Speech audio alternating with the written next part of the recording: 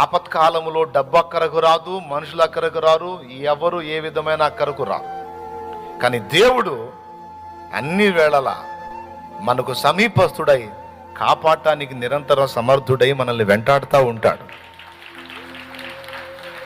మనుషుల్ని నమ్ముకున్నాడు, మరి దేనన్నా నమ్ముకున్నాడు, ఒకరోజు సిగ్గుపడే అవకాశం ఉందేమో, కానీ జీవం గల దేవుని నమ్ముకున్నవాడు సిగ్గుపడే పరిస్థితి ఆయన రానివ్వడు.